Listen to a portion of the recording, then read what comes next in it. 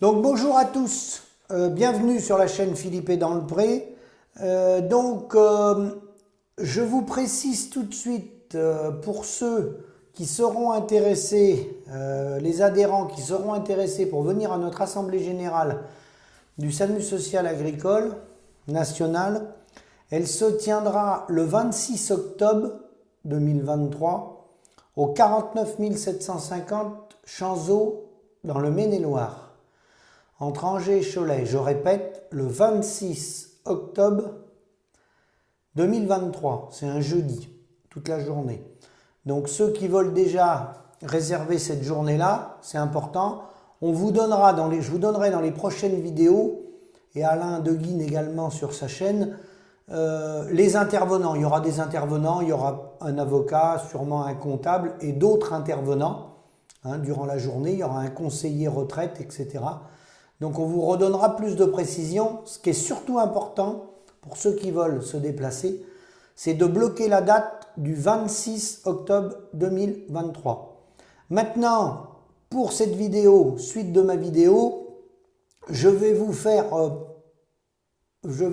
écouter des passages du débat qu'il y a eu à Quimperlé, où j'ai été invité pour le problème des algues vertes. Il y avait 4 intervenants, dont moi. Je vais trier les passages car malheureusement, le son n'est pas au top. Donc on est obligé de prendre les passages les meilleurs lorsque les gens s'expriment assez fort au micro. Sinon, la tonalité est trop faible et il y a une mauvaise qualité sur la vidéo. Donc je vais vous mettre des passages des interventions que j'ai faites et d'autres intervenants si la qualité du son le permet. Voilà, suite de la vidéo. À plus. L'expérience de M. Guillou, évidemment, sur le sujet de s'exposer là aussi, peut-être ça peut être là encore le moment où M. Guillou a quelque chose à nous dire sur le fait d'être en opposition et comment on tient le cap dans ces moments-là. Moi, je pense qu'il faut être dès le départ un peu rebelle.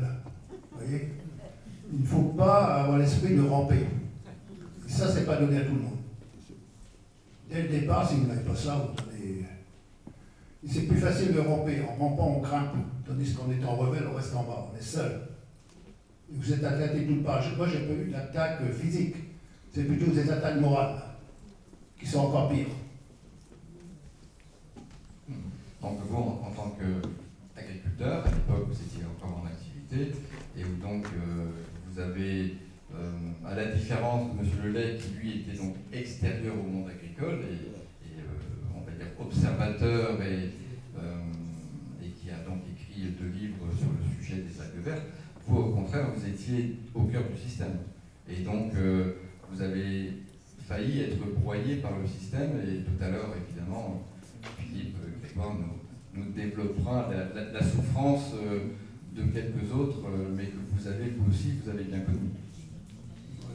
Je me suis fait élire dans les organisations agricoles, c'est-à-dire élire, parce qu'en général, il n'y a jamais d'élection dans le milieu agricole. Donc à la Chambre d'agriculture, plus à la coopérative, j'étais la CECAP à cette époque-là, je voulais voir à l'intérieur pourquoi les prix agricoles baissaient tout le temps. Donc je suis rentré dans le système et là j'ai vite compris. J'ai vu la corruption des dirigeants agricoles. Et j'ai refusé de marcher dans ce système-là, j'ai préféré refuser. J'ai démissionné de la Chambre d'agriculture et de la coopérative. Et c'est là que j'ai écrit un bouquin il y a 25 ans, et je suis passé par les fourches codines de la FNSEA. Vous voyez? Et là, ça a été un massacre.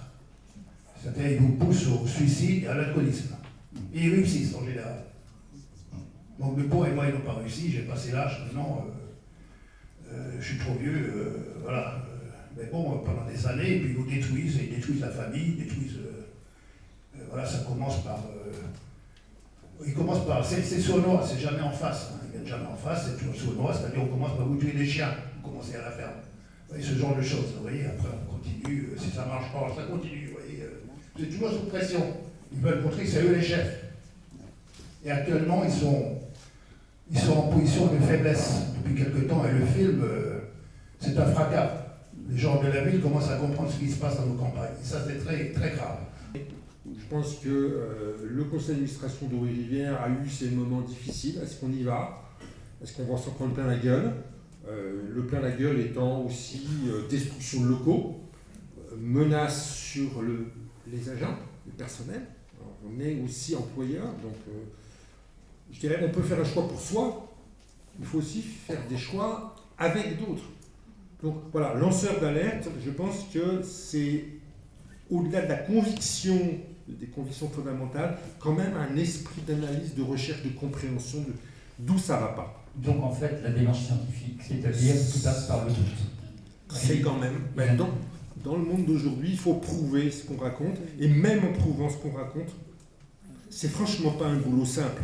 Et je pense qu'on y reviendra, mais dès où nous avons une chance, c'est que progressivement, on a des médias qui s'intéressent à ces questions de la vérité cachée. Inès Léraud a fait ce rôle-là. On a Nicolas Legendre, Silence dans les champs. C'est un livre que je vous recommande, un bon complément de lecture. Vous aurez un certain nombre d'explications sur le système agro-industriel qui est derrière, autour, au-dessus des agriculteurs. Voilà, nous avons cette chance. Ce film, je rappelle, c'est un film, ça n'est pas un documentaire, Marie Delay a tout à fait raison de le dire. Ça appelle à des sentiments d'émotion, à un cheminement personnel. Donc vous rentrez dans la peau du lanceur d'alerte, et c'est très utile, mais les événements qui vous sont racontés, ils sont réels, même s'ils ne sont pas passés forcément tout à fait avec les mêmes personnes, ou tout à fait dans les mêmes lieux, mais c'est ça qu'il y a un décalque. Entre guillemets, c'est un roman qui a tellement bien fondé. Et moi je suis content, 136 000 spectateurs pour la première semaine de sortie du film, c'est vrai que ça va remuer des gens qui n'avaient pas imaginé la situation. Et les Alpes vertes cette année, il n'y en a pas qu'en baie de Saint-Brieuc. Il y en a plus que d'habitude en baie de Douarnenez. Il y en a tout près d'ici, sur l'Ariège d'Etel, dans le golfe du Morbihan, plus que d'habitude. Donc voilà, on n'est pas devant quelque chose de fumeux. L'alerte est bien lancée. Il faut aller jusqu'au bout des conséquences de l'alerte. Et pour vous, Philippe Grégoire, lanceur d'alerte, c'est quoi? Bonjour à tous, merci de m'accueillir ici. Merci à Thierry Lenanour qui est assis à droite ici, qui m'a permis de venir ici dans le Finistère.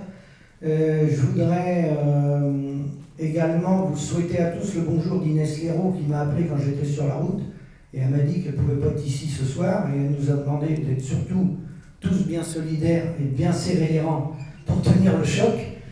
La première chose que je voudrais déjà vous dire, faites bien attention aux désinformations qui consistent, par les pouvoirs publics et la FNSEA évidemment, à monter les populations les uns contre les autres. C'est-à-dire de dire le problème. Moi j'ai rencontré tout le monde. Moi je suis SAMU social agricole. Je discute bien sûr avec la Confédération paysanne beaucoup, certains membres de la coordination rurale, voire certains décidants de la FNSEA. Mais j'ai rencontré les mouvements écologistes, Sébastien Arzac, Brigitte Gauthier, L214, tous ces gens-là, je les ai rencontrés, ils sont venus à mon exploitation. Le but du jeu de la désinformation, ça va être de vous dire que les agriculteurs, ils sont mal barrés, ils ne vont pas réussir à payer leurs factures, ils ne vont plus pouvoir nourrir le monde, on va perdre notre souveraineté alimentaire alors qu'on est dépendant à hauteur de 25% aujourd'hui de notre alimentation, malgré les gains de productivité qu'on a fait et toutes les dérives du modèle agricole. Je vous rappelle qu'au 19e siècle, 6 millions de paysans nourrissaient 30 millions de Français. Il n'avait pas des tracteurs de 300 chevaux, les gars. Donc on a perdu notre souveraineté à cause de ce modèle économique, la libre circulation des biens, des hommes, des marchandises et des capitaux. C'est ça qui a détruit le modèle agricole. Le modèle agricole a été pris par l'agroalimentaire et l'agroalimentaire a mis la main sur les paysans. Donc les grandes étapes, si vous voulez, si on démarre de 1945, a fallu relever le pays. Donc de 45 à 60, on va dire, il n'y a pas eu trop de catastrophes. Après, vous remarquerez c'est là que sont arrivés les remembrements qui étaient utiles par endroits, mais pas de la façon dont ils les ont fait, où ils rasaient tout. Parce que le but du jeu déjà, c'était de concentrer les hectares sur peu d'individus. Donc là, la machine infernale était en route avec la préférence communautaire, mais on est rentré tout de suite dans la compétition avec les Allemands, avec tout ça. Et donc, à la création en 1945, avant que la FNSEA soit née, à la Libération, ils ont créé la CGA, la Confédération Générale de l'Agriculture. Et à cette Confédération Générale de l'Agriculture, il y a eu l'essor de la FNSEA, avec le crédit agricole qu'on retrouve partout dans les plateformes, si vous mettez le schéma tout à l'heure, et le regroupement des mutuelles, la mutualité sociale agricole, Groupama aujourd'hui, voilà, parce que les noms ont changé. Et donc de 45 à 60, on va dire ça végétait. Il y a eu des tickets de rationnement jusqu'en 1952, il fallait relever le pays. Mais à partir des années 60 aux années 80, il y a eu une très forte restructuration du monde paysan, à marche forcée. La compétition entre les paysans, la guerre a piqué les terres à celui qui aura le plus d'hectares. Un élément important, c'est que la FNSEA représente 25,8% des agriculteurs. Simplement, le problème, c'est qu'en 1945, ils ont eu la main sur la gestion du foncier. À travers les commissions des structures, il y a une commission des structures par département, et c'est eux qui ont la main sur la gestion du foncier. C'est un petit peu moins vrai là, ça commence à se passer, mais le mal est fait. Donc en gros, pour avoir son permis de conduire, il fallait passer par la FNSEA. Donc ça a été une arme redoutable. Et la co-gestion avec les politiques. Mais l'arme redoutable, c'est celle-là. En premier, c'est le foncier. De 60 aux années 80, donc forte restructuration, et des coopératives, parce que les coopératives au départ, c'était des codes de collecte, c'était pas des outils de transformation, mais elles ont grossi. Hein. Il y a la structure européenne qui l'ont créée justement en 1960, qui s'appelle le COPA-COGECA, parce qu'il y a une FNSEA dans tous les départements, dans tous les pays européens. Donc COPA, c'est les FNSEA des 27 pays ou des 26, et COGECA, c'est le regroupement des coopératives. Donc la coopérative et le syndicat, c'est la même chose. Le président de syndicat est président de la coopérative, président du Crédit Agricole, président de la Mutualité Sociale Agricole, président de la SAFER, j'en passe, et des meilleurs. Philippe, merci beaucoup pour cette présentation, mais tu ne réponds pas à la question, c'est les lanceurs d'alerte. Pourquoi c'est parce que c'est aussi ton rôle en tant que youtubeur. Comment tu le vis, toi, en lanceur d'alerte? Un lanceur d'alerte, c'est très difficile parce que, comme on l'a dit, c'est Camille, hein, les ennuis, si on en a beaucoup. Alors moi, je suis en activité, alors j'ai beaucoup d'ennuis qui vont jusqu'à l'économique, hein, parce que de toute façon, ils ne font pas de cadeaux. Donc, ouais, moi, maintenant, depuis 2017, j'ai un avocat en permanence pour me défendre. Hein. Donc, j'ai un budget, je vais arriver à 8-10 000 euros par an maintenant. Parce que, bon, la PAC est bloquée, enfin bon, voilà. Donc là, ça devient, oui, ça devient quelque chose. Alors, il y a une bonne nouvelle, il faut tenir le coup, je ne suis pas tout seul. Le SAMU social agricole, il a été créé par un juriste qui était agriculteur en même temps dans le Gers, qui s'appelle Guy Serres, qui est encore en activité, à 78 ans.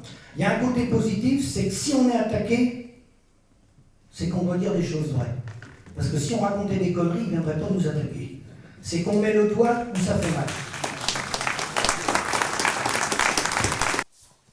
Donc voilà, fin de la première partie, suite dans quelques jours.